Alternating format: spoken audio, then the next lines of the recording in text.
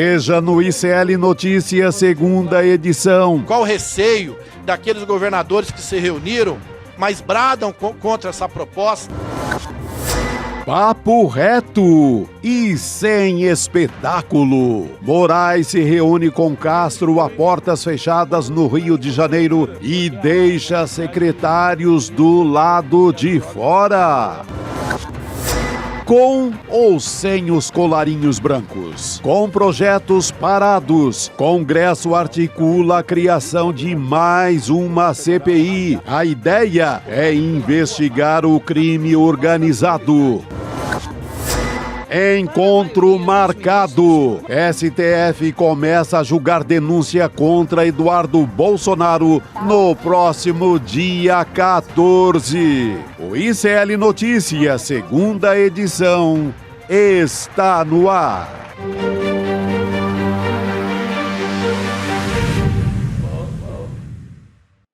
Olá, muito boa tarde e vamos juntos começar o ICL de segunda edição desta segunda-feira, dia 3 de novembro de 2025. Já estou me antecipando aqui, Chico Sá. Hoje ainda é 3, ainda é segunda-feira, segundou. Eu só sei que o Natal tá chegando, nada mais. Já tem bolinha, inclusive. Meu Deus do céu, tá cheio de Papai Noel por aí. Nossa, vamos nessa, gente, porque hoje nós vamos repercutir o encontro do ministro Alexandre de Moraes com o governador do Rio, Cláudio Castro. E também vamos falar sobre a CPI do crime organizado, que vai acontecer em Brasília. Lembrando que teve repercussão internacional também sobre o massacre, viu?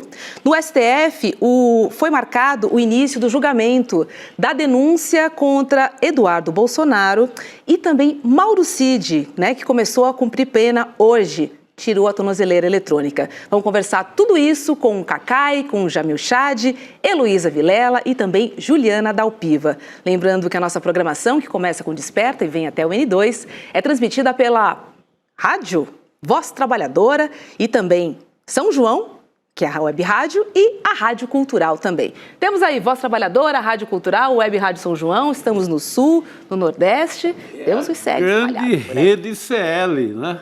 E é graças a essa comunidade que estamos aqui, vivo, forte, numa segunda-feira, falar de assuntos, às vezes nem tão agradáveis assim, mas nosso dever é o enfrentamento. É isso. Vamos para cima, para cima. Tarde. Precisamos falar sobre todos esses assuntos, né? Alguns mais palatáveis e outros não. Boa tarde para você, querida.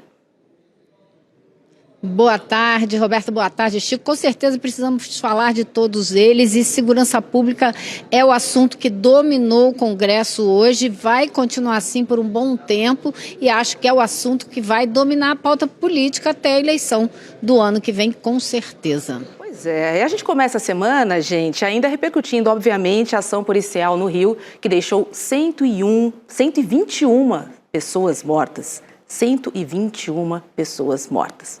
Hoje o ministro Alexandre de Moraes, do Supremo Tribunal Federal, ele se reuniu com o governador do Rio, né, o Cláudio Castro. Foi uma reunião de 2 horas, tá? Que tiveram também representantes das forças de segurança do Rio de Janeiro. Já em Brasília, é a CPI do crime organizado que está no centro do debate. E em entrevista ao jornal Folha de São Paulo, o senador Rogério Carvalho, do PT, ele classificou os representantes da direita na comissão como o time número 1 da pirotecnia bandida. Flávio Bolsonaro e Sérgio Moro estão entre os convocados. A comissão será instalada amanhã e deve ter como relator Alessandro Vieira, do MDB. O PT e o PL disputam nos bastidores a presidência da CPI e podem decidir a questão no voto, diante, né, da esperada falta de acordo entre os partidos. O Palácio do Planalto avalia que a CPI tem potencial de gerar maior desgaste para o governo do que a própria CPMI do INSS. Já nos bastidores do Senado, a avaliação é que a comissão pode servir de plataforma política para a direita, Heloísa Vilela. Com certeza, aliás, é tudo que a direita quer, é um palco para poder ficar falando de segurança pública durante 3 meses seguidos, que é exatamente o que eles vão fazer nessa comissão. Agora, a negociação hoje foi o dia inteiro aqui para ver quem vai ser o presidente dessa CPI. O senador Contarato é um dos nomes que disputa essa vaga. E eu tentei conversar com ele, mas ele passou correndo no corredor e ele estava indo para a sala, para o gabinete do senador Jacques Wagner, que é o líder do PT aqui no Senado, e foi conversar com ele justamente por conta desse assunto. Então foi uma das reuniões que aconteceu hoje aqui no Senado para decidir quem é que vai ficar com a presidência. E o senador Alessandro Vieira, que muito provavelmente, que é quase certo, será o relator dessa CPI, ele deu uma entrevista hoje de manhã ao N1 e ele falou que, olha, os votos ali vão estar meio equilibrados, vai ser meio 5-5. Então, as disputas serão intensas e ele acha que com isso talvez consiga ter uma CPI um pouco mais focada no tema e não no uso político dele. Eu acho que isso daí realmente não faz o menor sentido, não tem a menor chance que isso aconteça, porque era tudo que a extrema-direita queria, era trazer a pauta da segurança para o centro do debate nesse período pré-eleitoral. A Câmara também vai se debruçar sobre esse assunto. E, pasmem, amanhã será discutido já na CCJ aqui da Câmara essa proposta que quer fazer por força, chamar o tráfico de terrorismo. Isso vai ser discutido já aqui na CCJ amanhã e muito possivelmente vai seguir rapidinho para o plenário da Câmara. Então, muita coisa acontecendo com relação à segurança pública no momento. Eles vão fazer tudo para entregar isso para o Donald Trump. Só que e o problema é que aqui também tem petróleo, assim como a Venezuela, assim como a Nigéria. Eu vejo mais o problema aí. Aqui também tem a Amazônia, que uma invasão da Casa Branca lá e da CIA também faria um estrago. Mas essa parte da CPI, como segurança pública, por mais que a direita negue, é uma atribuição dos governos estaduais. Eu não sei, se o estrago é tão grande como a gente imagina. O assunto do INSS, dinheiro de velhinho, até configurar que vinha desde Bolsonaro, foi um estrago muito pesado para o governo. Duvido que essa CPI agora tenha um estrago equivalente, sabe? Óbvio que pode até dar numa apuração sobre a Secretaria de Segurança Pública da Bahia, que tem sido tão irresponsável quanto a do Rio, quanto a de São Paulo, no trato com a do Ceará, no trato com a questão de segurança pública. Mas é uma atribuição dos estados, é o Derrite aqui de São Paulo, é o Tarcísio, não é o Lula. Tanto que o Lula se enrola mais ao dizer uma frase do que ser culpado, porque o Lula não tem como... Ele vai fazer intervenção no Rio de Janeiro... agora entendo, Elô, esse é um assunto da extrema, essa é a música da extrema-direita. Mas você vai culpar o Lula? O Lula não estava cuidando da segurança do Porto de Santos, é o Tarcísio. O Lula não estava na Bahia, é o Jerônimo. O Lula não estava no Rio, é o Cláudio Castro. Então, fica difícil culpar diretamente o governo pela questão de segurança. Você pode fazer uma festa em cima de uma frase do Lula, em cima de uma tese do PT, uma tese do estudioso que é humanista, mas não vejo onde os caras pegarem assim com tanta facilidade, não. Vai lá, Elô.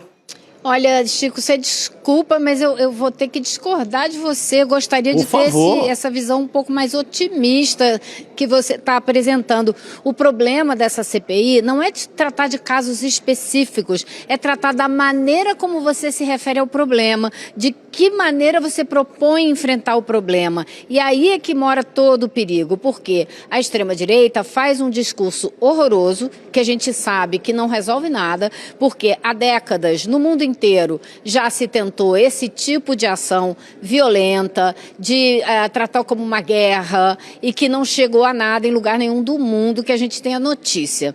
Porém, isso tem isso tem uma pegada na população. Tem muita gente que embarca desavisadamente nesse discurso e acha que a saída é mesmo essa, por até desconhecer os estudos que mostram que isso não funciona. Então, você tem que contar também com o fato de que a imprensa, né, a chamada grande imprensa, não vai ajudar em nada nesse debate, muito pelo contrário, como a gente já viu nos últimos dias, né? Então, vai ser um debate complicado, porque ele não vai se dar em cima de estudos, da realidade concreta, do fato de que essas ações não levam a nada, vai se dar em cima do medo, da ameaça, de potencializar esse medo e jogar em cima do governo federal, não digo, mas da esquerda, né, dos progressistas, a ideia de que a gente que é progressista não quer combater o crime, a gente quer defender bandido, vai ficar nesse discurso raso e que infelizmente tem tração popular. Esse é o meu grande receio, Chico, não é? Se fosse pensar nos pontos que você elencou, estava ótimo, mas não vai ser isso que eles vão fazer. Então, eu acho que vai ser bastante complicado, somada a discussão que vai acontecer aqui no Congresso, que vai tentar tratar o tráfico como terrorismo, que é uma campanha da extrema-direita para trazer intervenção para dentro do Brasil, intervenção dos Estados Unidos, num projeto que não é casual, que não começou por acaso, está muito bem coordenado. Se a gente olhar a linha do tempo, a gente vai ver que está para lá de bem coordenado, como apareceu agora essa história do Cláudio Castro, que estava desde de março, abril desse ano, já tentando convencer os Estados Unidos a tratar o Comando Vermelho, o PCC, como terrorismo, para tentar trazer uma invasão, uma sanção. Tudo faz parte do mesmo pacotinho que o Eduardo Bolsonaro negocia desde março, quando levou um bando de deputados para o Congresso dos Estados Unidos para convencer os congressistas dos Estados Unidos que não tem democracia no Brasil. Então isso já vem a ideia de trazer de fora um golpe que eles tentaram dar aqui dentro, não deu certo. Isso está desde o começo do ano. Agora, Chico, essa CPI podia fazer uma investigação de fato. Ah, mas não vai fazer, né? Não, vai fazer isso que ele não falou, vai fazer o circo. É o circo, né? Não, essa parte, eu creio que a parte mais perigosa é essa segunda parte que a Elô tocou, que é a questão dessa intervenção. Uhum. De repente, qualquer facção no Brasil vira narcoterrorismo, e eles, embora esteja longe, é difícil classificar isso como terrorismo, porque não há um objetivo político no PCC. Não há objetivo político no Comando Vermelho, não não tem uma entidade política ali por trás. É uma bandidagem, é só bandidagem. Ideologia, não tem. Não tem ideologia de terrorismo. Mas essa parte eu concordo, eu acho que é perigoso. Eles enquadrarem e justificar qualquer tipo de intervenção. Então, sem intervenção, você já vai ter o dedo dos Estados Unidos na eleição do próximo ano. Imagina como a intervenção declarada. Aí sim mora o perigo, é um perigo gigante. Pois é, o Brasil ficaria muito vulnerável, exatamente, né? E você sabe, Roberta, Chico, que teve hoje, está tendo, né? Eu tive que sair antes de acabar para poder conversar com vocês, mas está acontecendo uma audiência pública na Comissão de Segurança Pública aqui da Câmara, com a presença do diretor-geral da Polícia Federal, Andrei Rodrigues, para discutir a PEC da segurança pública, essa PEC que o governo mandou para o Congresso, né, para ver como aconteceria, como seria.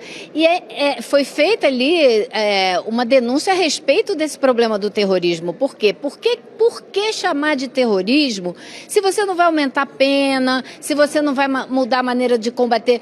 Basta você mudar a lei que determina como que você penaliza quem se envolve no tráfico. Você não precisa chamar de terrorismo para isso. Então é uma falácia, mas é uma falácia com objetivo muito claro, para fazer o que o Eduardo Bolsonaro não conseguiu até agora, né? Uma intervenção mais firme dos Estados Unidos, sanções ainda mais duras contra o Brasil, ou seja, trabalhando contra o governo, contra o país. É o que Cláudio Castro fez e hoje o líder do PT aqui na Câmara disse que ele tem que ser julgado por isso. Não se trata nem de impeachment, é um crime que ele cometeu e pelo qual ele tem que ser julgado. Então é muito sério o que ele fez. Pois é. Olha que curioso, gente. A maioria dos estados comandados por governadores, né, que integraram o autoproclamado Grupo Consórcio da Paz, eles registraram aumento na letalidade policial em seus estados. O número de mortes provocadas por policiais aumentou durante as gestões de Tarcísio de Freitas, Jorginho Melo, Ronaldo Caiado, Ibanez Rocha e o Eduardo Riedel, todos integrantes do consórcio. Hoje teve uma sessão na Câmara para discutir segurança pública e o crime organizado, como a Elô comentou aí. E o deputado Alencar Santana, do PT, questionou o medo de governadores de direita de buscar uma ação unificada contra o crime organizado. Vamos ver um trecho. Eu não entendo o medo de a gente aprovar uma proposta. Qual o receio daqueles governadores que se reuniram, mas bradam contra essa proposta?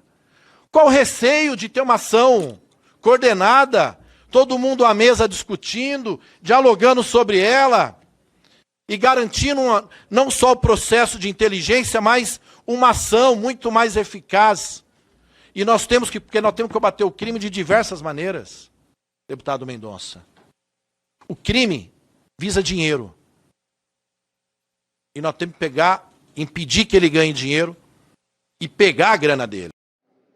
É isso, né, Lô? A grande questão é que a gente está tratando de um tema que interessa muito. O tema que mais interessa à nossa sociedade é segurança pública. Sim, é o tema campeão. É o tema campeão. E aí, diante desse momento também de alta do governo federal, a gente entende, né, o outro lado no contra-ataque para tentar roubar essa pauta novamente, pelo menos os holofotes e as manchetes, porque a gente sabe que para a segurança pública, infelizmente, os eleitores ainda aderem a essa frente, né, da direita que diz bandido bom é bandido morto. Porque é muito fácil para a extrema-direita, é muito fácil para a extrema-direita esse tema.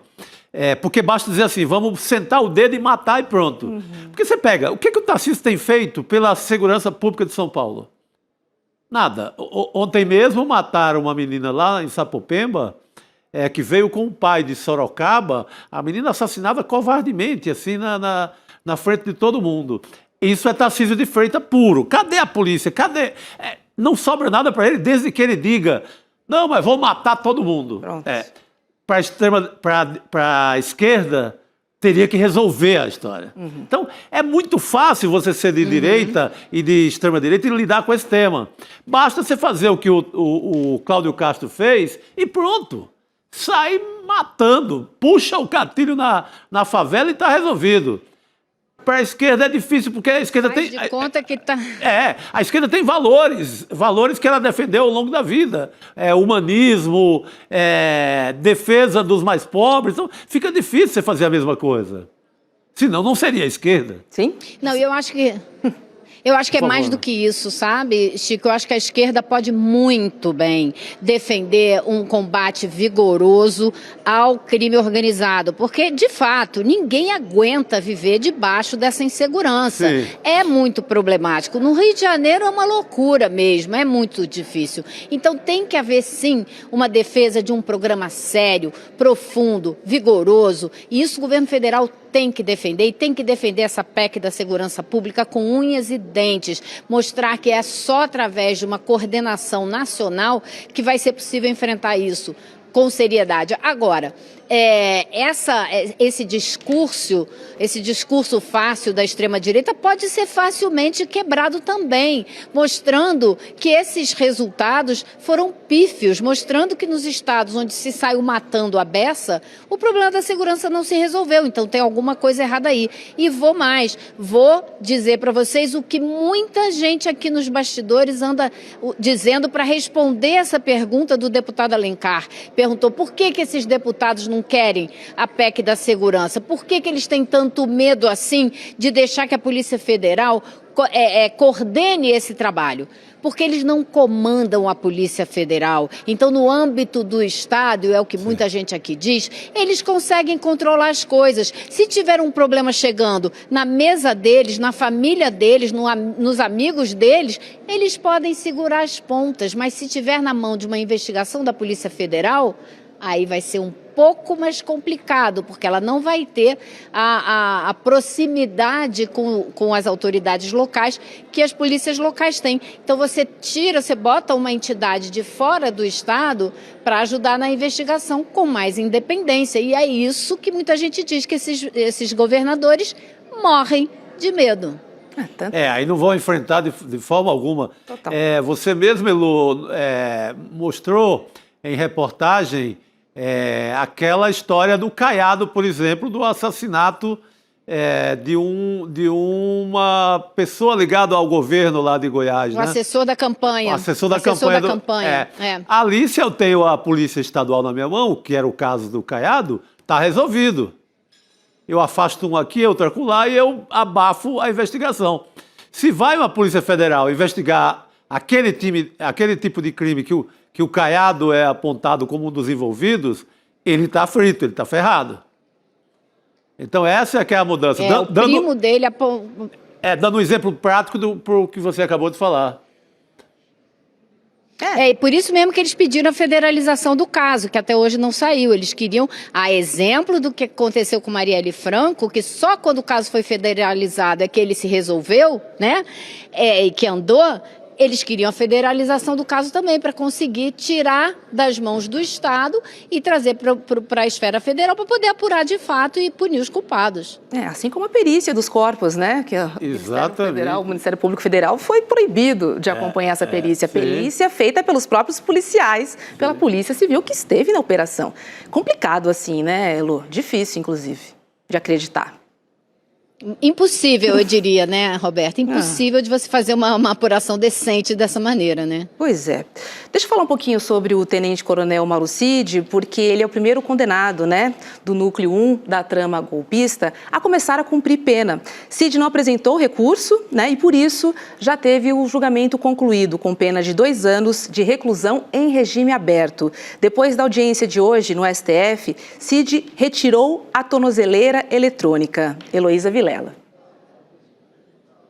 Pois é, o Mauro Cid não tinha nem por que apresentar nenhum tipo de recurso, porque ele foi super beneficiado depois de fazer a delação premiada. Ele teve a manutenção da delação dele, né? Foi respeitado, o acordo foi respeitado, então ele teve aí uma pena de 2 anos, só que ele está preso desde maio de 23, então ele já passou 2 anos aí de prisão. E mais importantíssimo para ele é que se ele tivesse uma pena de mais de 2 anos, ele perdia todas as vantagens de ser um militar, né? Coisa que ele não perdeu.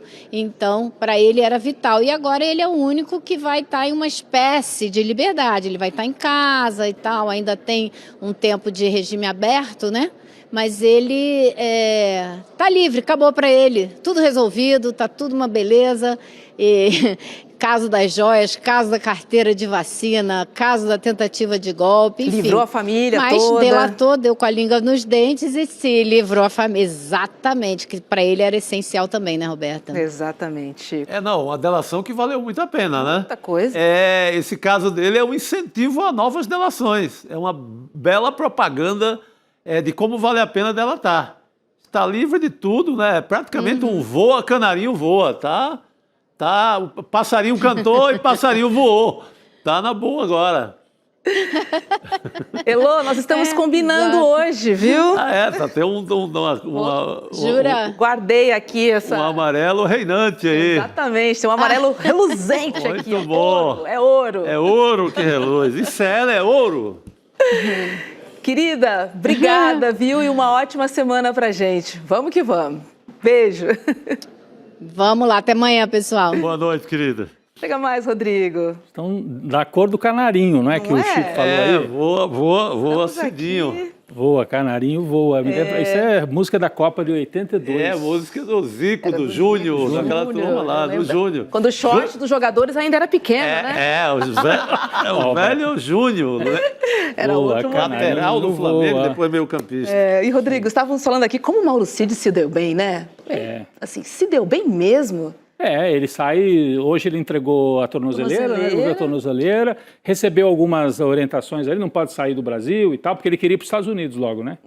Mas fora isso, deu certo, a delação para ele foi um bom negócio e teve um papel fundamental para ajudar na condenação, né? Você vê que o tempo todo a liderança bolsonarista tentou desacreditar essa delação, porque sabiam que seria importante na condenação, né? Se eu fosse ele, ficava esperto com esses caras. Né? Porque você não está lidando com amadores, você está lidando com milicianos. Então eu ficaria muito esperto. Brasília já teve bolsonaristas armando bomba para explodir aeroporto. Tem uns caras muito perigosos no entorno do Bolsonaro. Por isso que o Mauro Cid já mandou avisar que, se puder, ele vaza rapidinho para os Estados Unidos. Assim que puder, né? Assim que puder, né? Por enquanto não pode. Ele tem que cumprir mesmo em liberdade. Esses 2 anos ele tem que se apresentar, acho que uma vez por semana. Como é que dormir em casa também, todos os não pode dias. Dormir fora de casa. Se eu fosse ele, ir embora. Esses caras não vão deixar barato. Eu também. Porque as informações passadas por ele foram fundamentais para a condenação. E é muita gente de alta periculosidade. Você pega general dentro daquela operação que iria matar o Lula, o Alckmin e o Alexandre de Moraes. E Mário Fernandes, né? Mário Fernandes, aquele pessoal do punhal verde e amarelo. Sei não, eu acho que o canarinho fica melhor se... É melhor esse canarinho piar lá na Flórida. Melhor. Eu sei que aqui tem palmeira onde canta o sabiá, mas é melhor lá fora. É verdade. Deixa eu trazer um recado muito bacana, porque tem lançamento do novo livro do Edu, gente. Ele foi eleito, você sabe, como um dos economistas do país, um dos melhores, né? E autor de 5 best-sellers, incluindo o finalista do prêmio Jabuti, A Intenção Primeira. A gente falou bastante desse livro aqui. Dessa vez, Eduardo Moreira está prestes a lançar a sua obra mais ousada e provocadora. Ele que está dizendo isso, hein? É o livro É Só um Jogo e Se Nada Disso Fosse Real.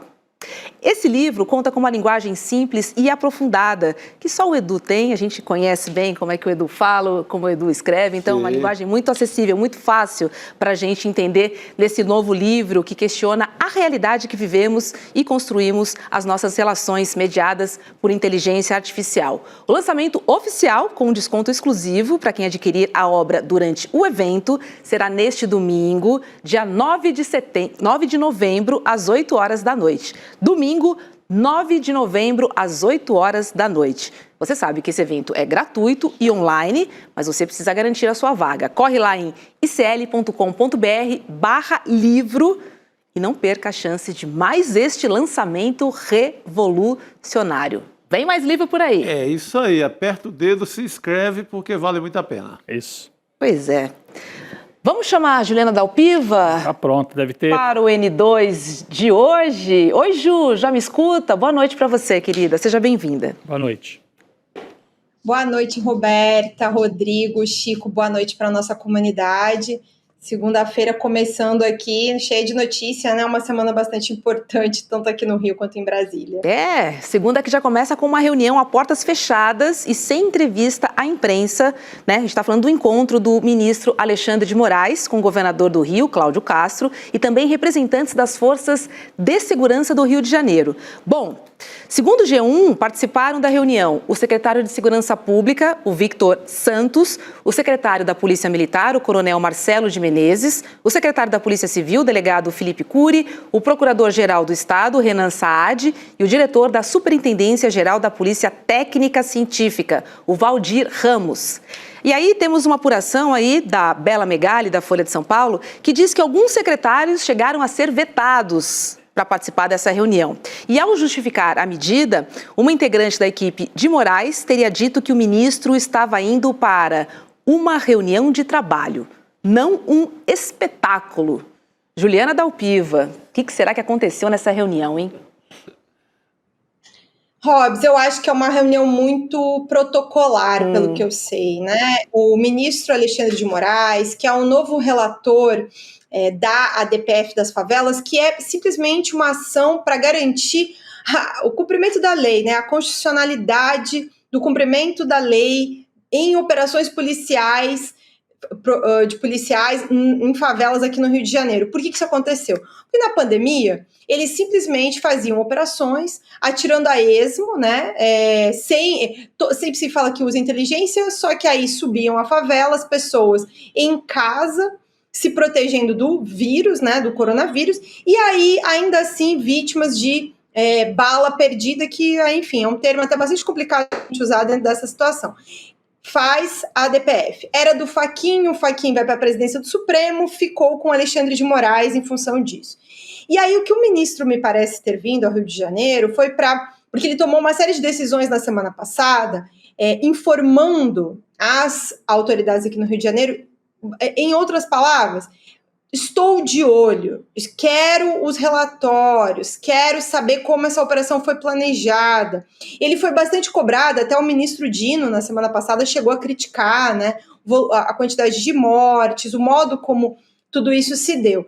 Então ele veio, essa reunião é a portas fechadas, secretários foram barrados, por quê? Porque só entrou dentro dessa reunião quem estava na petição que o Alexandre de Moraes informou a decisão dele na semana passada. Foi basicamente esse o critério.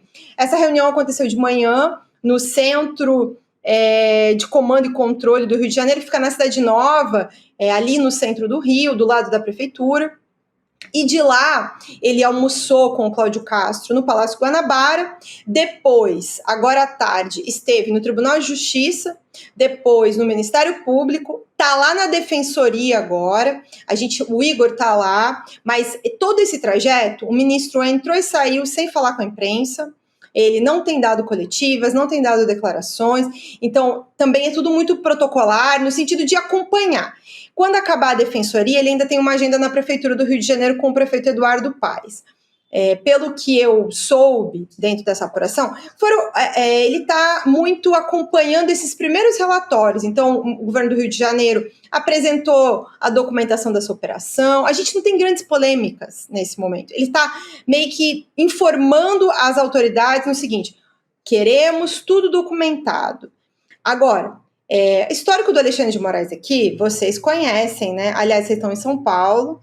O histórico do Alexandre de Moraes antes do Supremo Tribunal Federal é de alguém muito conservador na área de segurança pública, né? Tem toda a repressão aos professores em manifestações em São Paulo, o episódio de combate ao crime organizado, em que ele também se envolveu até na destruição de uma plantação de maconha, ao que eu ouvi falar que inclusive ele se arrependeu de ter participado dessa maneira, mas ele sempre foi muito conservador no combate ao crime, e isso não é uma exclusividade do que aconteceu no julgamento da trama golpista. Eu não espero nenhuma posição diferente do Alexandre de Moraes com relação a esse caso. Ele vai cobrar das autoridades os relatórios, mas daqui a achar que ele vai ser crítico à ação da polícia, eu acho bastante difícil. Mas vai cobrar a documentação. E a cada passo que anda nessa história, a gente vai encontrando mais buracos, né, sobre como é que tudo isso realmente foi preparado, e o governo do Rio de Janeiro está selecionando de maneira muito precisa que imagens dessas câmeras corporais colocar para a imprensa, para ir direcionar, né, só para a situação do socorro dos policiais. Eu até agora, não sei vocês, né, eu até agora não vi nenhuma imagem de legítima defesa no sentido de alguém que morreu, né, em legítima defesa. Eu, sinceramente, ainda até esse momento não vi. Juliana, até ontem a gente viu que houve uma operação aí, né, de divulgação dessas imagens, selecionar as imagens. O programa Fantástico da TV Globo ontem à noite trouxe uma edição. Eu até certo ponto entendo, quer dizer, quem está ali na redação pega essas imagens, dá audiência, etc, etc. Não acho que seja necessariamente que o jornalista estava junto com o governador. Mas o governador, sabendo disso, passa para o pessoal o que ele quer, porque sabe que vão usar, né? Sabe que vão usar. Então, Juliana, há uma operação organizada, né? Eu queria, se você pudesse comentar um pouco mais sobre isso. E, por exemplo, não apareceram as imagens do momento em que acontecem as execuções, né? Porque foram mortas muitas pessoas dentro da mata. Apareceram as imagens dos policiais cercados, infelizmente um que cai com a mão, parece muito ferida, o outro que cai e é ajudado pelo colega e me parece até que falece logo depois, morre logo depois, mas não tem nenhuma imagem ali do cerco na mata e de como é que eles morreram. Estas imagens vão aparecer e o Alexandre de Moraes botou no documento que ele mandou para o Rio de Janeiro que tem que ceder todas as imagens. O que a polícia está fazendo é o contrário do que o Alexandre de Moraes pediu. A polícia está jogando logo as imagens que interessam para o governo do Estado antes que o Alexandre de Moraes tenha se é que vai ter a íntegra destas imagens. Será que elas vão aparecer, Juliana, as imagens, inclusive do momento do cerco na mata? Boa pergunta. Eu já ouvi na coletiva na semana passada a informação pelo próprio secretário de Segurança, o Vitor Santos, de que não foi possível substituir algumas baterias das câmeras corporais ao longo da operação. No sentido de vacinar, né? Olha, não sei se a gente vai ter imagem até o início da noite. E aí a gente já trouxe essa matéria na semana passada com os primeiros boletins de ocorrência que a gente teve acesso, que eu consegui acesso lá com a fonte, demonstrando que, e as imagens mostravam isso também, né? Pelo menos 2 policiais morreram logo no início da operação. Então, quando o grosso do confronto acontece na mata, eles já tinham sido atingidos. Os outros já tinham essa informação, né? Antes da CORE e do BOP chegarem, que são os batalhões de elite, e aí, enfim, eu entendo o uso das imagens que apareceram ontem.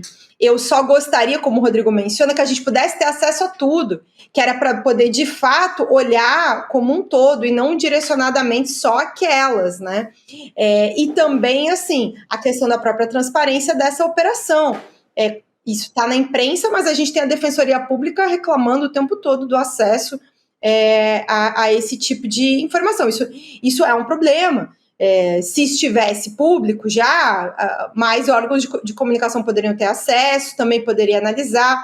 E o que a gente vem trazendo, né, Rodrigo? A gente vem tentando entender as informações dessa operação. Pelo menos 14 pessoas não tinham nenhum tipo de anotação criminal. E no documento que a própria polícia está disponibilizando, tem uma informação lá de por dados das redes sociais, identificado envolvimento com o Comando Vermelho. Aí que dados das redes sociais são esses especificamente, né? Eu comecei a checar um desses e eu não vi absolutamente nada nos perfis indicados de que a pessoa teria ali no perfil dela algum tipo de informação dela com o Comando Vermelho, ou mesmo armada. Não sei se em outras imagens, mas não tá... dar um cheque em branco para a polícia acreditar nisso dessa forma. O UOL também estava com uma matéria hoje à tarde de que 4 nomes identificados entre os mortos não morreram. Então, assim, tem um monte ainda de informação para ser esclarecida com relação, inclusive, a mortos, presos. Uma quantidade muito grande, né? Estamos falando de 230 pessoas, pelo menos. Então, até a gente compreender esse todo, vai levar muito tempo. Só que aí também tem um outro detalhe, que eu acho que é uma coisa que a gente tem, na medida em que analisa os dados parado para analisar, tem toda uma legislação que critica já há alguns anos e prevê uma série de maneiras sobre como expor presos, réus, investigados. E aí, assim, não estão poupando nada nem ninguém, né? Tudo quanto é tipo de imagem, dado pessoal. A lei de proteção de dados foi não vale, com o céu. Né? Só vale para eles. Não vale porque essas pessoas não têm um sobrenome que é amplamente conhecido, porque de figurão eu nunca recebo denúncia por CPF, entendeu? Endereço, telefone. Então, assim, tem uma exposição muito grande, ao mesmo tempo em que, aí até em certa medida, né, a gente começa a conferir e ver os problemas também, mas não está tendo nenhum tipo de cuidado. Inclusive, ontem tinha uma imagem que chamou muita atenção, né, a quantidade de corpos do lado externo do IML que tinham sido identificados. Porque isso foi uma imagem que eu fiquei pensando na semana passada. A gente nem cabe tudo isso tudo dentro do IML do Rio de Janeiro. A não tem geladeira, né? Num único dia. É um volume muito grande. Pois é. A exposição disso é a crença total na propaganda que esses corpos farão para eles. Os votos, junto né? ao eleitorado, né? Esses corpos da periferia, eles servirão de marketing eleitoral pesado. É a mesma coisa do governo de Sergipe, quando expõe as cabeças de Lampião, eles saem com um barco pelo São Francisco, parando de cidade em cidade para mostrar as cabeças do bando. É uma comparação só para a gente ter uma referência histórica, porque é a segunda vez que eu estou vendo cabeças como propaganda é agora. Sim. A primeira na história foi com o Lampião. Aquela fotografia conhecida na frente da prefeitura da cidade de Piranhas, né? Exatamente. Que é uma das cidades do São Francisco, do marketing da época das forças policiais, que passava em cada cidade do São Francisco, ali perto, entre Sergipe e Alagoas, e ia mostrando as cabeças como força política. Para agradar a época o Getúlio, para fazer um lobby ali, fazer uma publicidade. E agora o governo Cláudio Castro faz algo muito parecido. Porque expõe, deixa o sol, deixa o Deus dará, porque quanto mais expostos esses corpos, mais dividendos eleitorais. Pois é. O fato é que, de fato, mas a gente precisa dessas imagens, assim, da subida, a invasão de casas, tudo o que aconteceu, a morte dos policiais. Sim. E depois... As imagens da mata. Exato, há muitos relatos. Então, as imagens seriam a prova. Não vai aparecer. Assim, a imagem da mata, sabe por quê? Porque a gente viu, tem alguns corpos que estavam de mãos amarradas já, tiro na cabeça, assim, tiro que quem viu os corpos, é claro, temos que esperar a perícia. Execução de perto, não foi não foi que o tiro foi de longe e acertou a cabeça, não, é tiro na nuca. Então, não vai aparecer. E a degola, né, Juliana, assim, os relatos que vocês trouxeram ali com você, a nossa equipe ali, com os parentes, com aquela tia, se não me engano, de um dos executados e tal, da cabeça cortada. Por isso que o Chico faz essa analogia, que parece tétrica, mas é uma fotografia, está aí na internet. Né? É um hit na internet hoje. Sim. E vem do tempo da escravidão, né? De prender cabeças de árvores. Você viu, né, Juliana? Lembra realmente o vídeo. Eu vi o vídeo, né, no celular da tia, de como estava, né, numa estaca, assim, uma coisa muito horrível, gente. É uma selvageria, né, que tem chegado a esse ponto. Mas eu ainda quero poder ter um retrato como um todo de todas as pessoas, porque são muitos os relatos de uso de faca, né? Eu não sei se a gente vai conseguir comprovar isso no que aconteceu dentro do IML, porque aí também tem essa reclamação da Defensoria Pública de que não pôde acompanhar as perícias, e aí toda essa discussão para federalizar o caso, para poder ter peritos independentes. Então, é toda uma situação que precisa de muita investigação, porque sim, tem um interesse eleitoral muito evidente. A cada momento que passa, isso fica mais claro, como se quer usar o massacre a favor de votos, usando o sentimento de insegurança da população. É uma violência em cima da outra. Perfeito. Foi sim, né? Uma mega operação política, né? Acho que assim, fica muito claro. Assim, para todos nós que acompanhamos, principalmente na cobertura da política, e sabemos o quão ineficaz, né, é esse projeto do Estado, que na verdade não tem um projeto. E é isso que estamos esperando, porque falar em mega operação não é levar tiro. É levar saneamento, é levar educação, é levar ginásio, é levar escola, é levar cultura. Isso é uma mega operação, né? Não é levar tiro. Né? Ju, e levar as pessoas a responder no judiciário também. Quem tiver que responder pelo crime, levar as pessoas a responder pelos crimes, né? Claro. Perfeito. Não há pena de morte no nosso país. Não deveria. É sobre isso. Ju, vamos falar um pouquinho sobre o STF, porque a primeira turma, ela vai começar a julgar no dia 14 de novembro, se recebe a denúncia contra o deputado federal Eduardo Bolsonaro, do PL, acusado de atuar no exterior contra o julgamento do pai, o Jair Bolsonaro, né? O caso do Eduardo Bolsonaro ainda está na fase inicial. E nessa etapa, os ministros vão definir se há motivos para a abertura de uma ação penal contra ele. Caso entendam que sim, o deputado federal poderá se tornar réu de um processo no Supremo. O julgamento será no plenário virtual, modelo em que os ministros depositam os votos no sistema eletrônico. Juliana. Então, esse é o caso da tentativa de obstrução de justiça e julgamento do Bolsonaro, né? Em que tá o Eduardo e o Paulo Figueiredo. Foi desmembrado, então só o Eduardo vai responder dentro desse caso. O Paulo Figueiredo, como vi nos Estados Unidos, vai seguir em separado, porque eles não conseguiram notificar ainda, vai ser uma notificação com a ajuda de um escritório brasileiro, da representação brasileira nos Estados Unidos.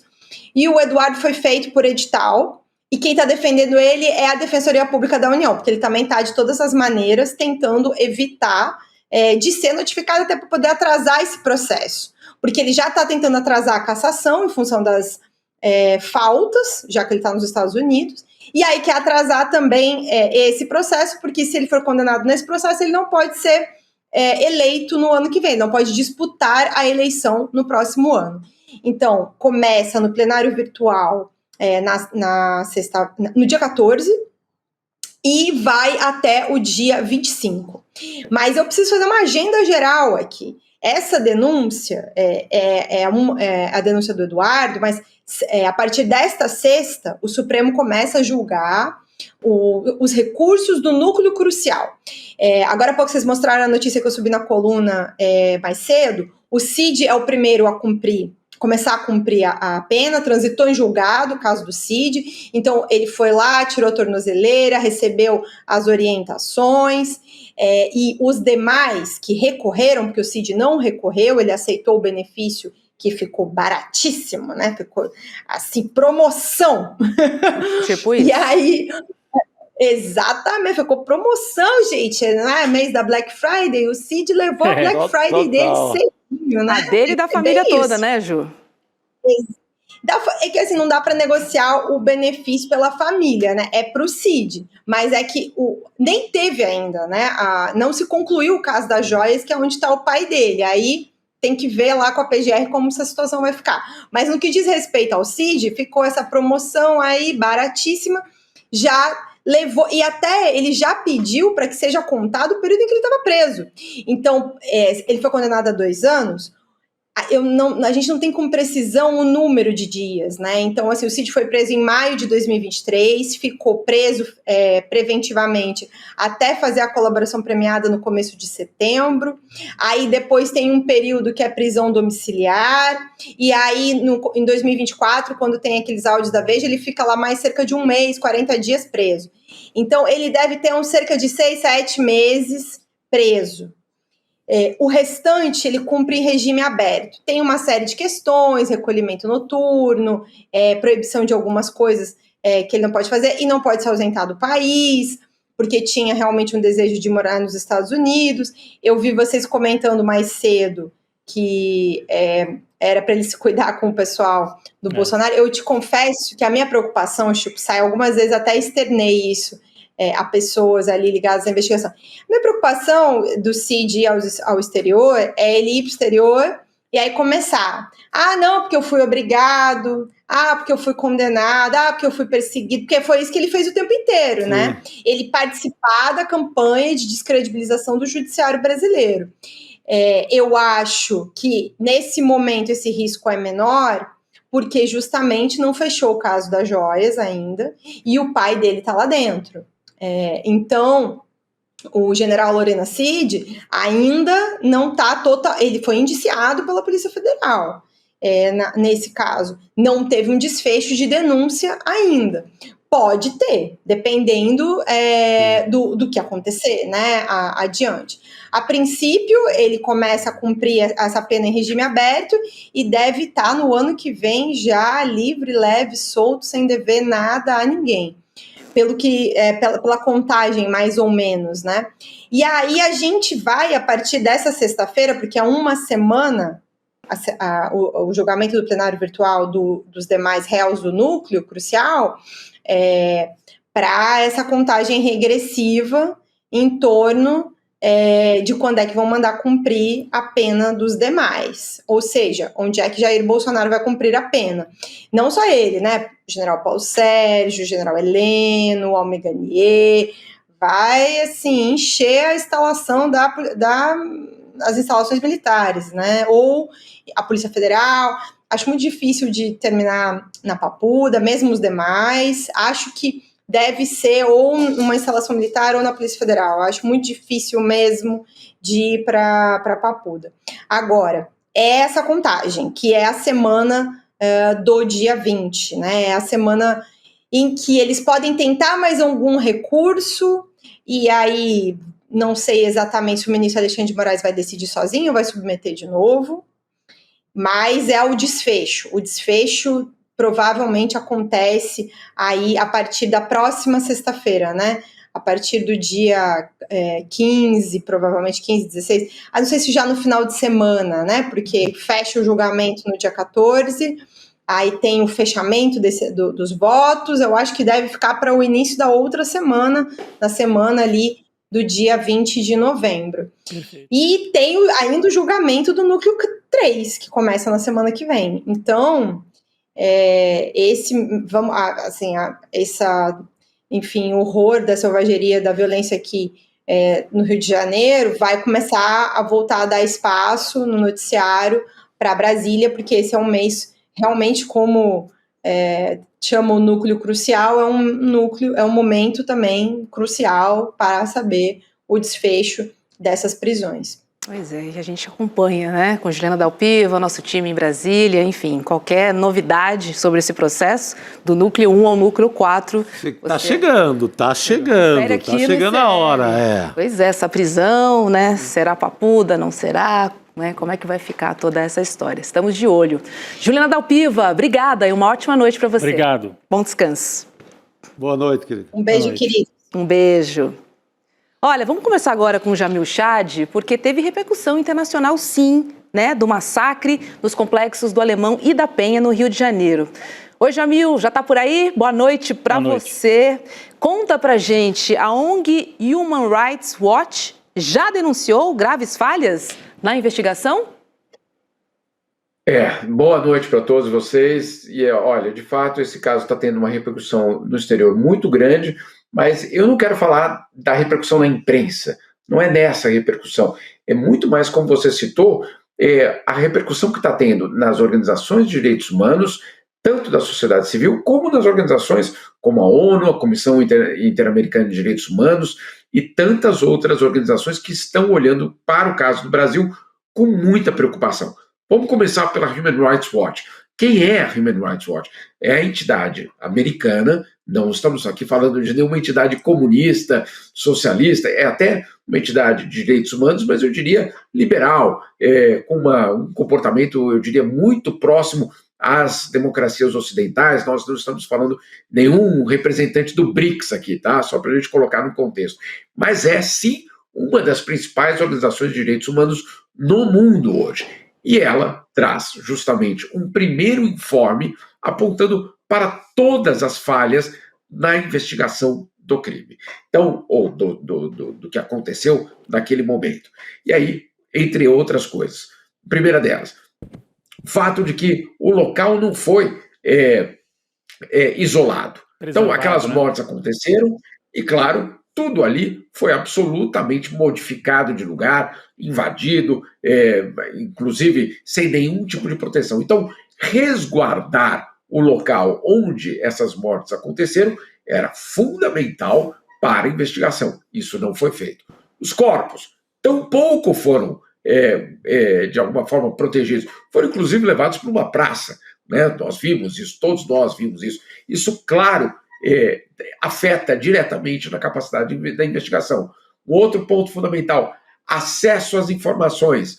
A organização insistindo que, claro, todo o processo tem sido extremamente opaco. Ou seja, aquela história da necessidade de uma investigação independente, imparcial, transparente e eficaz, isso absolutamente está comprometido.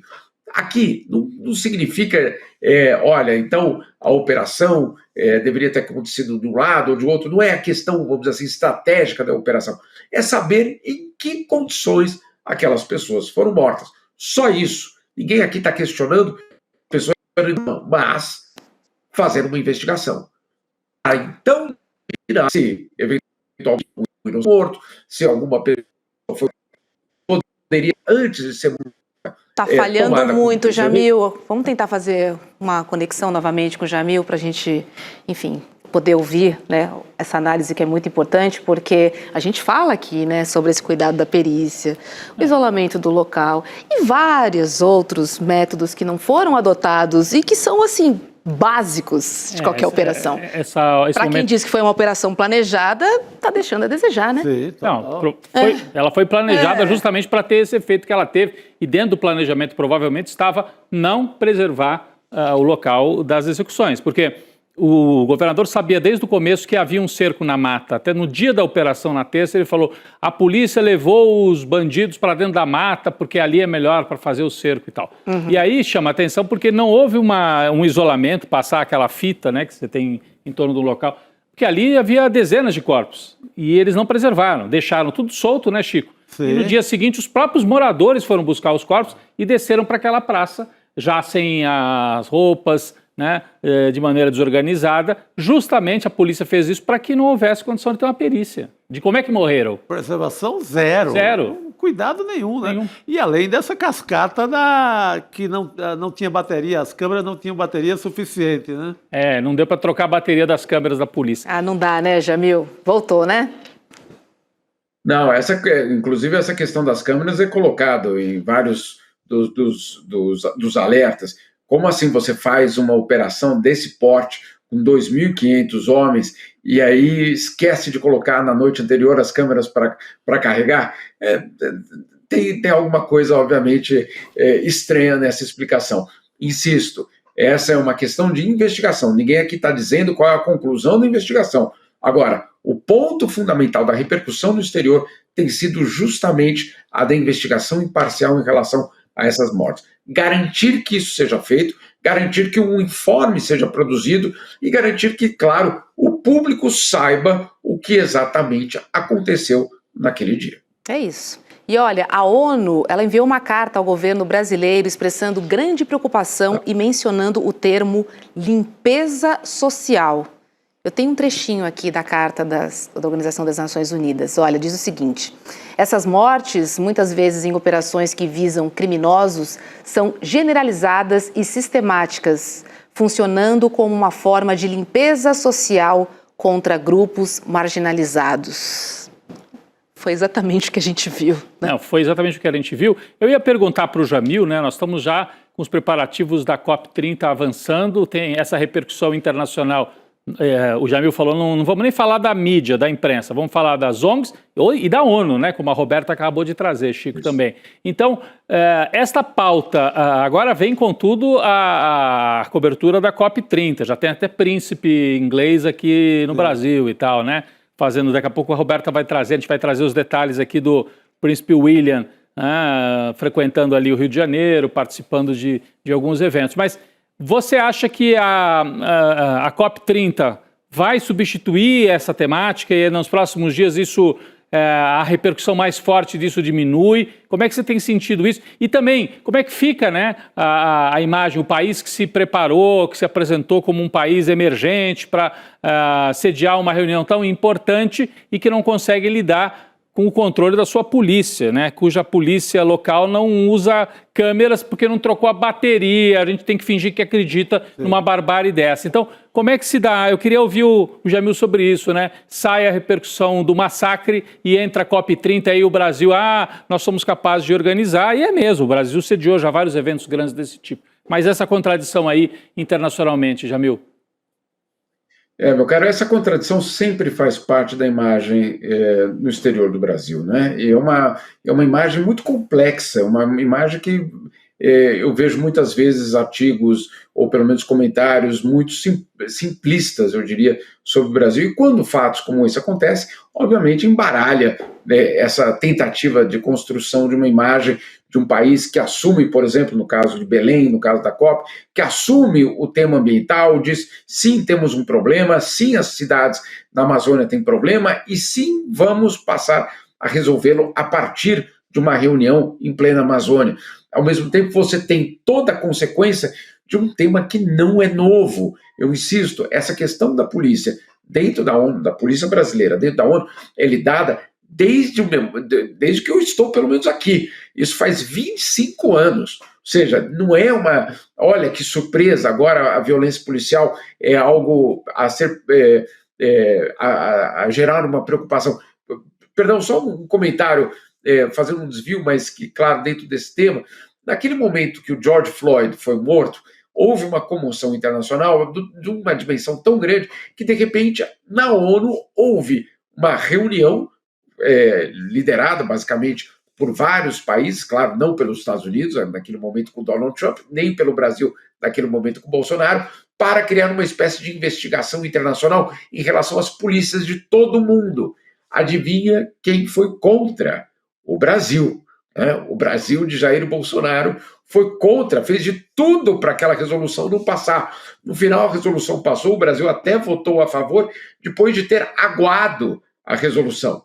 Ou seja, o Brasil, junto, claro, com o governo americano na época, atuaram para impedir que houvesse qualquer tipo de monitoramento exterior ou de um organismo internacional em relação ao que estava acontecendo no Brasil. Por quê? Porque sabe que tem pés de barro, sem dúvida nenhuma. Agora, para a COP é um desafio muito grande. São vários desafios, Rodrigo. É um desafio da agenda ambiental, que é extremamente complexo. E não é, vamos dizer assim, um fracasso da COP, não seria, entre aspas, culpa do Brasil. Afinal de contas, há várias COPs. Nós temos visto agendas extremamente frágeis, ou seja, não seria uma exclusividade nossa ver uma reunião sem um sucesso ao seu final, mas além disso, claro, toda a polêmica em relação à própria imagem do país no exterior. Pois é, você falou no Príncipe William, né? O prefeito Eduardo Paes, ele recebeu hoje no Rio de Janeiro o Príncipe William, herdeiro do trono do Reino Unido. O Paes entregou as chaves da cidade a William e chegou a mostrar a vista do Pão de Açúcar, vista maravilhosa, inclusive. E o príncipe terminou a visita, mas não falou com a imprensa, né? Lembrando que ele tem esse próximo compromisso, que é a COP30 em Belém. Então, o príncipe William também se dirige à COP. Mas, Jamil, eu queria trazer mais um assunto para a gente comentar, porque vamos falar um pouquinho de Donald Trump na relação com a Venezuela, que está cada dia mais difícil, né? Dessa vez, o presidente Donald Trump, ele afirmou que os dias de Nicolás Maduro como presidente da Venezuela estão contados. E essa declaração foi feita em entrevista ao canal de televisão, a CBS. Na sequência, Trump foi questionado sobre um ataque terrestre contra a Venezuela, mas ele desconversou. Vamos ver o que ele disse. Olha, abre aspas. Não estou dizendo se é verdade ou não. Eu não estaria inclinado a dizer que eu faria isso, porque eu não converso com uma repórter sobre se vou ou não atacar.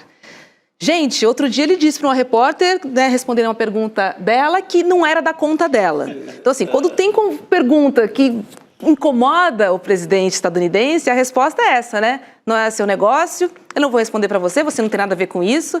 Essa maneira que ele encontrou para desconversar de assuntos que doem ou que são mais complicados de lidar. Não, é complicado porque ele já disse algo muito diferente há uma semana, quando ele disse que sim, ia estar colocando a CIA para fazer operações dentro da Venezuela. Ou seja, quando interessa, ele revela até o plano secreto. Né? Ele está dizendo que não revela plano secreto, mas eu raramente vi um presidente americano anunciando que a CIA estava sendo autorizada a ir a tal país.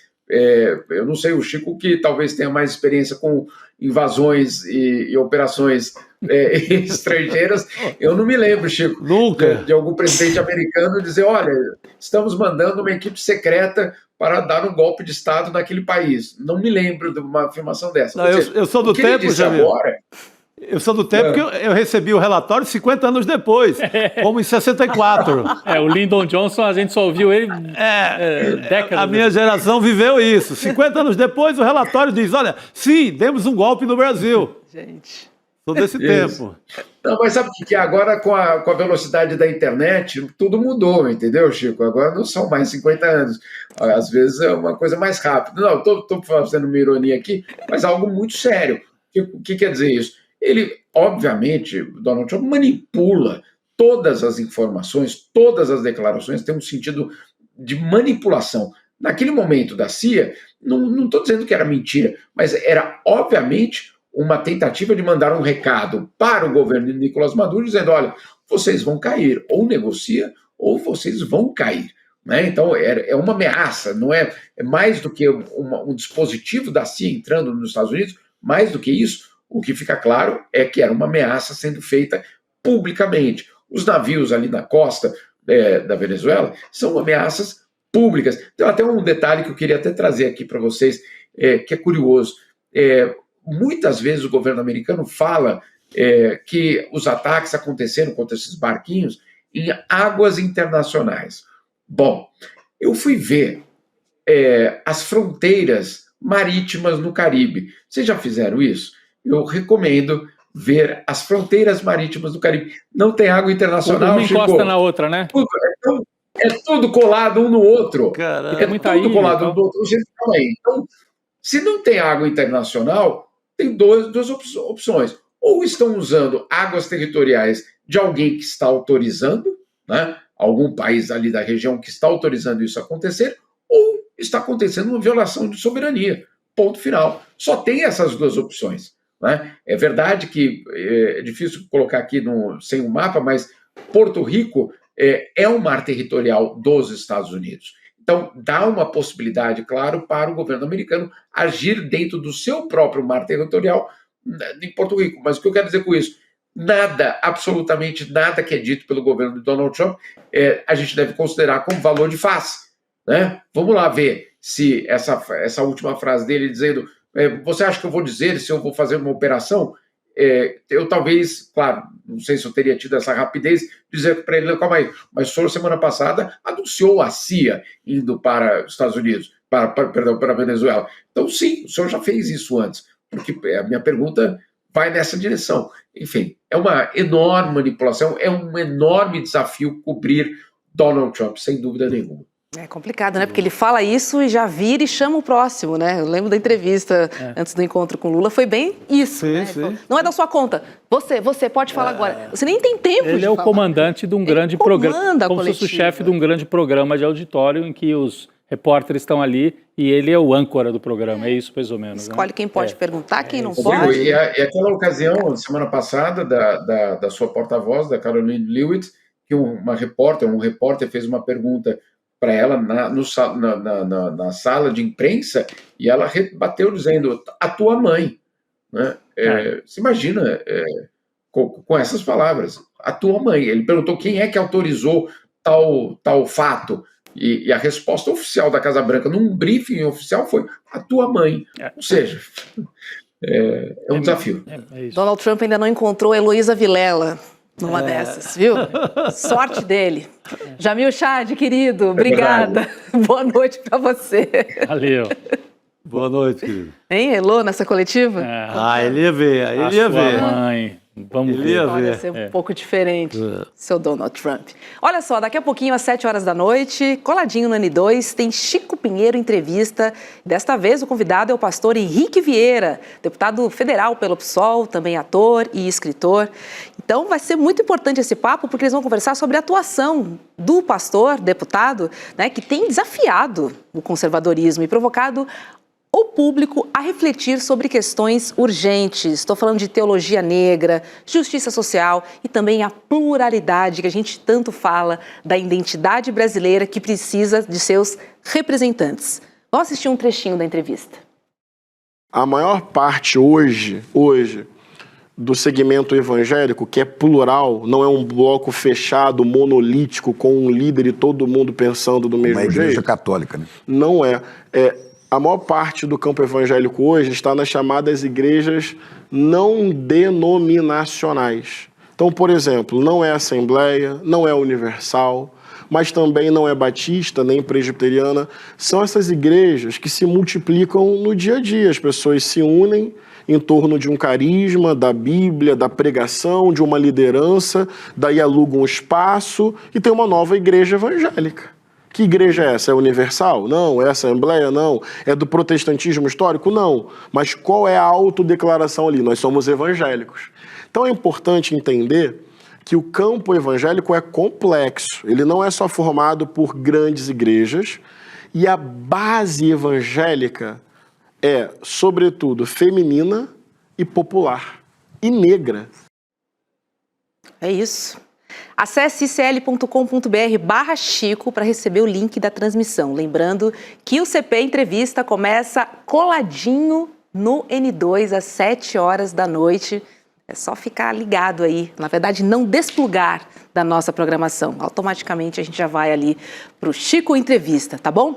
A gente vai voltar a falar um pouquinho mais sobre o que o Supremo Tribunal Federal vai fazer, que é começar o julgamento no dia 14 de novembro, isso por meio do plenário virtual, da denúncia apresentada contra o deputado federal Eduardo Bolsonaro pela atuação dele em favor de sanções aplicadas pelos Estados Unidos contra autoridades brasileiras. Ele foi denunciado pela Procuradoria-Geral da República por coação em processo. A PGR afirma que Eduardo e o blogueiro Paulo Figueiredo, eles atuaram junto ao governo dos Estados Unidos para atrapalhar o andamento do processo da trama golpista e também livrar Bolsonaro da cadeia. Vão votar os ministros da primeira turma, que já condenaram os integrantes da cúpula da trama golpista e réus do núcleo de desinformação de plano de golpe. Quem chega para conversar com a gente é o Cacai. Cacai, boa noite para você. Tem uma dúvida aqui, ó. O Fux vota também ou não? Não. Olá, tudo bem? Boa noite. Boa noite. Estar aqui com vocês. Não, ele não vota não. O Fux já não é mais da primeira turma, né? Se fosse um processo que ele tivesse começado a votar, por exemplo, nos embargos que estão para ser decididos, ele pode votar. Porque ele começou a votar, ele deu voto e tal. Acho até que talvez ele não vote, porque ele não quis votar sequer na questão das penas, porque ele tinha absolvido e tal e tal. Mas no processo que já começou o julgamento, ele poderia votar. Esse processo não, ele hoje não é da turma, a turma está com 4 ministros. Neste caso, a vantagem é sempre da defesa, porque o empate em processo criminal é da defesa, né? É pró-defesa, mas ele não participará do julgamento.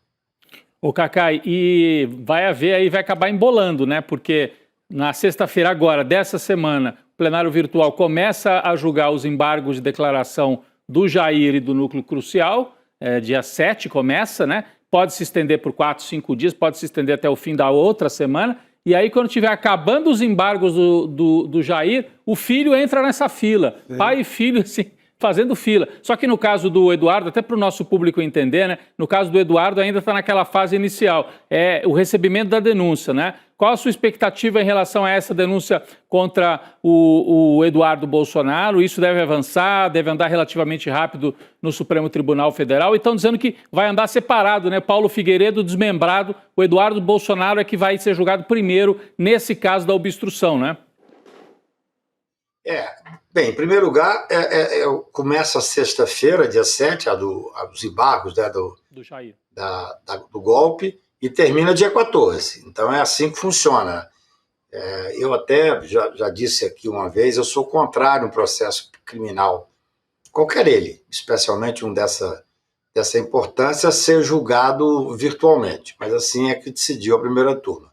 Agora, o processo do Eduardo Bolsonaro, eu também acho que deveria ser um processo presencial. Eu tenho para mim que talvez até não tenha sido colocado presencial, que seria a regra, porque ele, num desrespeito enorme com o Supremo Tribunal Federal, não compareceu, ele sequer apresentou defesa. Quem apresentou defesa foi a Defensoria Pública, porque no processo penal, o cidadão não pode ficar indefeso. Se ele não apresenta a defesa, o relator vai e nomeia um defensor para ele, né? Então, por isso, talvez, o processo tenha sido marcado para o virtual. Parece-me que começa dia 14 e termina dia 21. Essa é a regra dos processos julgados virtualmente, né?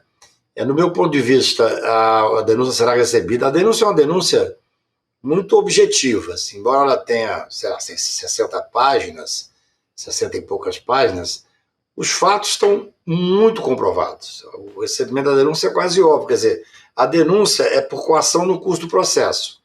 O que faz o procurador-geral é descrever de forma cuidadosa várias ações, inclusive ele próprio diz isso, várias ações ao longo desse período em que houve tentativa de coação, tentativa de interferência no julgamento, coação nos ministros. Mesmo depois que o processo foi julgado, o processo que é isso aí, qual é o processo que originou essa tentativa de coação? É exatamente esse processo de tentativa de golpe. Quer dizer, antes já começou a fazer, o deputado foi para os Estados Unidos, ameaçava, dizia que ia ter sanções para o Brasil, dizia que ia ter sanções para os ministros supremos, não sei se ele teve influência, mas efetivamente 8 ministros supremos tiveram o visto cassado, alguns tiveram até uma sanção mais forte ainda. Então, do meu ponto de vista, pelo que eu li do processo, a materialidade está absolutamente comprovada. A autoria é inevitável, porque ele concordou, ele fez as provas. Esse caso é um caso também interessante, porque os bolsonaristas, eles gostam de fazer prova contra eles. No processo principal, as provas mais evidentes, mais contundentes do processo da condenação por golpe, praticamente todas elas foram produzidas, quase todas produzidas por eles. Inclusive agora, nos embargos, o Bolsonaro, num gesto que você pode chamar ou de disfarçatez, ou de desespero, ou de confissão, ou de arrependimento, ele disse que não, que realmente articulou a tentativa de golpe, mas que depois se arrependeu. Então, assim, é algo inacreditável. Para quem faz processo penal, é até difícil de ver. Então, esse julgamento tende a ser muito rápido, esse julgamento da coação no curso do processo. Acho que, se você tem toda razão, eu acho que vai haver o desdobramento, Rodrigo, porque você não tem como, no meu ponto de vista, né, poderá haver o desmembramento. Porém, eu quero fazer aqui uma reflexão, não tenho certeza. Mas como os dois estão fora, e como já teve a necessidade de fazer a defensoria atuar, talvez não seja necessário fazer o desmembramento. Tá certo? Eu não acompanhei para saber como é que foi feita a tentativa de intimação. Eu sei que especificamente do Eduardo Bolsonaro foi por edital. Então, é um processo com alguma simplicidade, porque o que quer dizer, é a prova evidente que já está feita, de certa forma, que eles tentaram, até se jactando. Eles tinham assim, uma certa prepotência, né, especialmente o Eduardo Bolsonaro, uma prepotência, assim, ele falava, eu vou fazer as sanções, como se ele mandasse no presidente americano, como se ele mandasse nos Estados Unidos, né?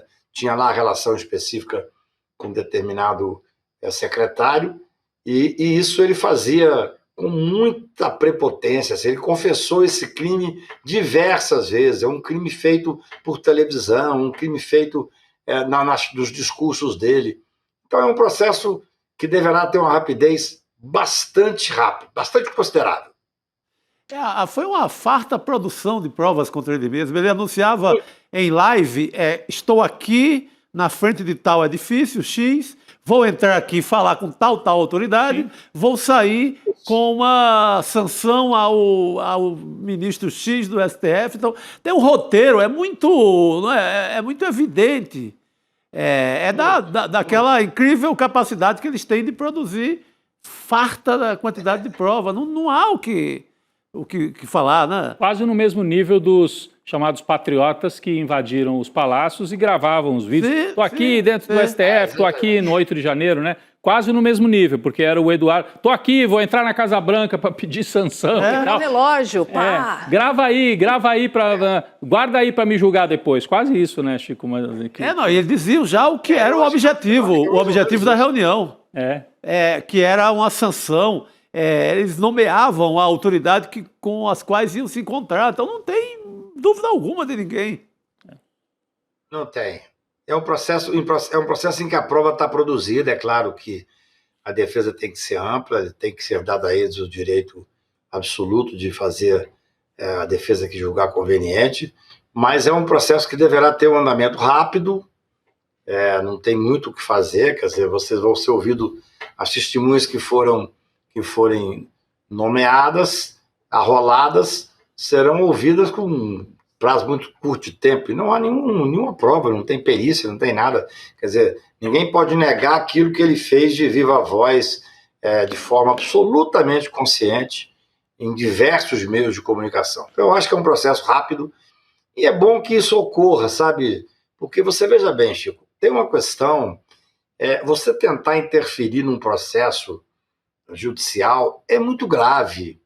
É muito grave. Eu falei isso durante a instrução do processo. Falei, gente, é inacreditável que a gente esteja vivenciando um processo desta gravidade no Supremo Tribunal Federal e um deputado federal que ainda se dá o direito de ficar fora do país, já devia ter sido cassado há muito tempo.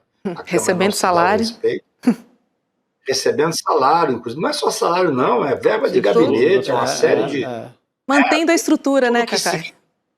Toda a estrutura. Então, assim, mas para mim, tudo é grave.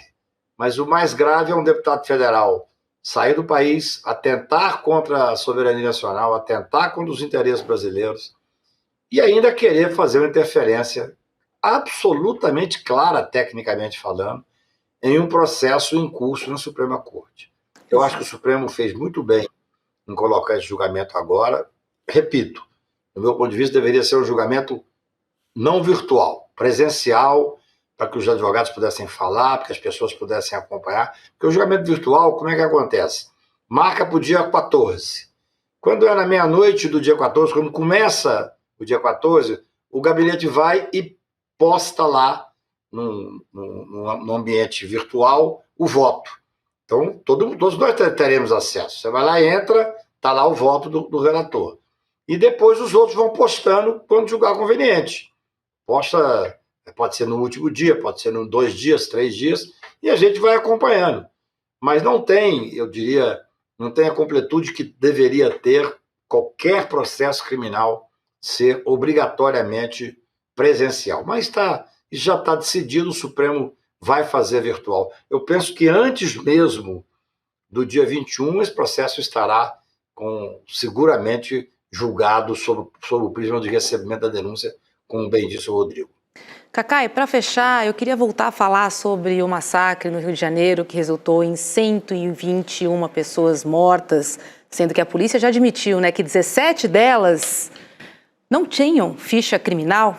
É o seguinte, a deputada estadual, a Renata Souza, do PSOL, ela protocolou um pedido de impeachment contra o governador Cláudio Castro na Assembleia Legislativa.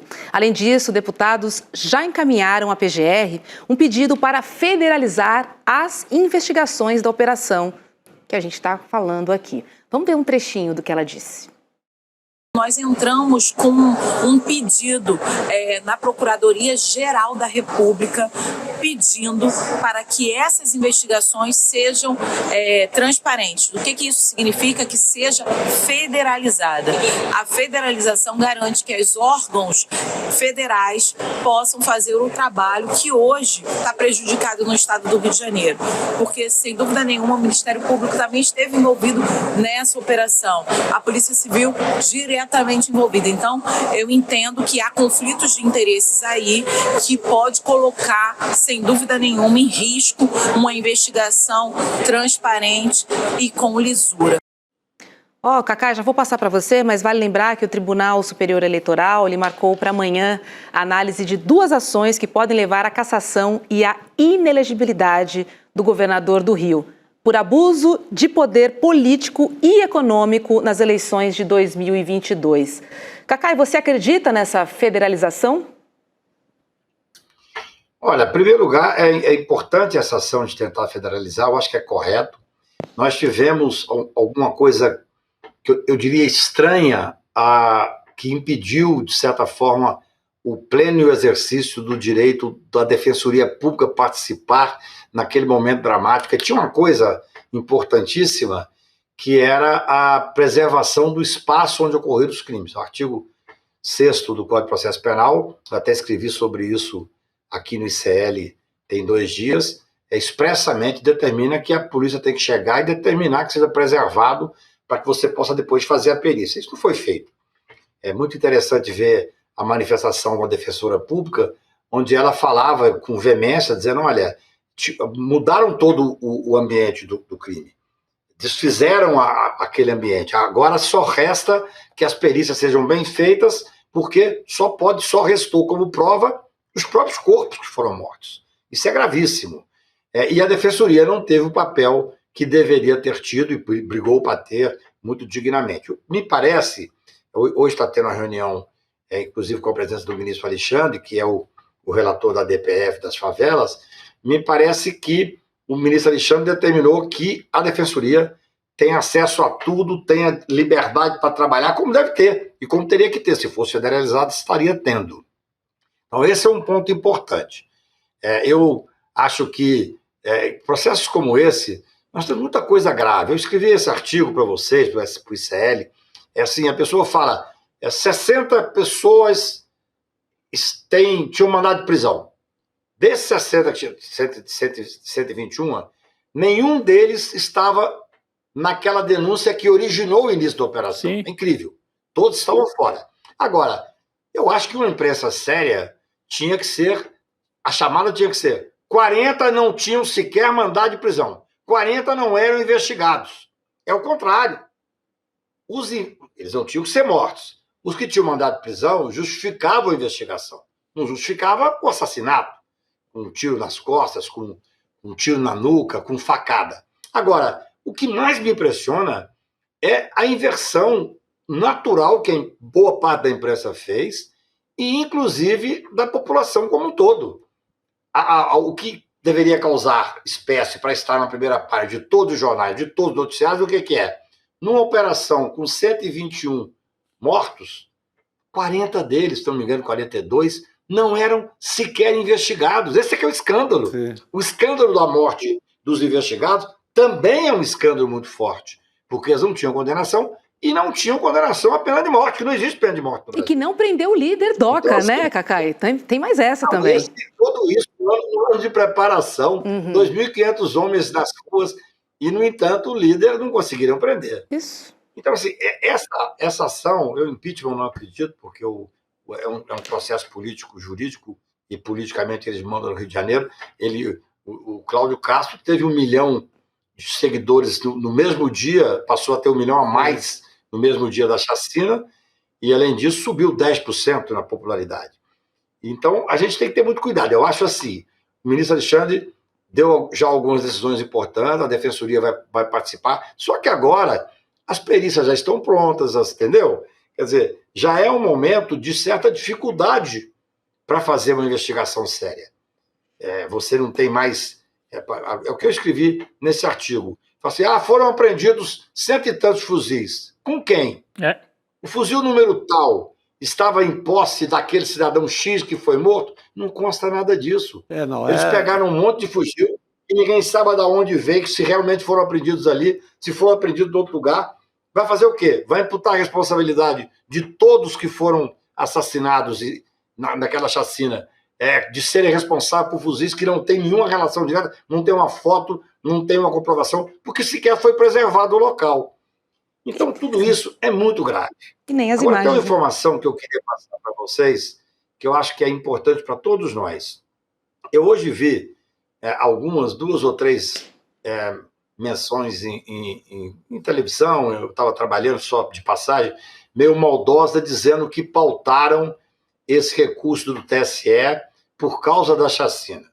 Isso não é verdade. A ministra presidente do Tribunal, Carmen Lúcia, ela pautou porque a relatora, que é a ministra Galotti, está se aposentando não, está saindo do Tribunal. O TSE, os mandatos são muito curtos. Então, quando lá o ministro, não sei se é 2 ou 3 anos, mas quando vai terminar, Chico, é natural que o ministro relator peça, olha, eu estou terminando o meu mandato e eu quero julgar esses casos que estão pendentes. Então, eu vi muita maldade em cima da ministra Carmen Lúcia, que ela pautou porque vai querer caçar em função da chacina. Zero. Não é por causa disso. Acho até, e a especulação é que o voto da ministra Isabel Galotti é um voto muito duro, e a especulação, eu não vi, não tenho informação. Mas por quê? Porque os fatos são aqueles fatos conhecidos, que são fatos impressionantes. Eu me lembro que, na época, eu estava ajudando um pouco o Freixo na campanha, e isso aí seguramente foi uma das coisas que desestabilizou a campanha. 27 mil pessoas contratadas fazendo campanha e tal. Mas só para deixar claro que isso não está pautado em função da chacina. Importante. Está pautado porque a relatora, é importante isso, que a relatora vai se aposentar. Tanto é que eu acho que vai ter pedido de vista, não vai terminar o julgamento agora. É verdade. Só para ficar isso bem registrado, até em homenagem à ministra Carmen Lúcia. Perfeito, Cacai. Obrigada pela informação. Eu aproveito para me despedir de você. Uma boa noite, viu? E até breve aqui. Obrigado, Cacai. Obrigada. Valeu. Meninos, vamos nessa? Vamos que agora nessa. Opa. CP Entrevista pede passagem, juntamente com o pastor Henrique Vieira. Muito Obrigada, boa Rodrigo. Obrigado, querida, Chico. mais Obrigada, uma vez. comunidade. Vamos lá, CP Entrevista. Coladinho na N2. Fica aí. Turma, ficou pronto o meu novo livro que se chama É Só um Jogo. E se nada disso for real? O livro que eu escrevi até hoje, é o 13º livro que eu escrevi, que eu mais gostei de escrever. Uma provocação filosófica, assim, super inovadora, traz conceitos de matemática, filosofia, física e discussões que todos nós temos no nosso dia, mas de uma maneira totalmente nova. E eu diria até num estilo que revoluciona esse tipo de literatura. Eu vou lançar esse livro no dia 9 de novembro, um domingo, às 8 horas da noite, e vou falar sobre tudo o que está acontecendo, que as pessoas não têm nem ideia nesse mundo da inteligência artificial, e explicar para vocês de onde vieram os insights desse livro. E até vou ler um trechinho para vocês. O mais legal é que, além desse encontro incrível, vocês vão ter a oportunidade de adquirir o livro por um preço super especial e autografado. É o livro que eu mais gostei de escrever. E eu acho que vai ser o livro que vocês vão mais gostar de ler. Não que vocês vão sair do livro todo animadinho, não. Mas vão sair com a cabeça, pirando. Aquilo que um livro deve fazer com as pessoas. Um abraço e até dia 9.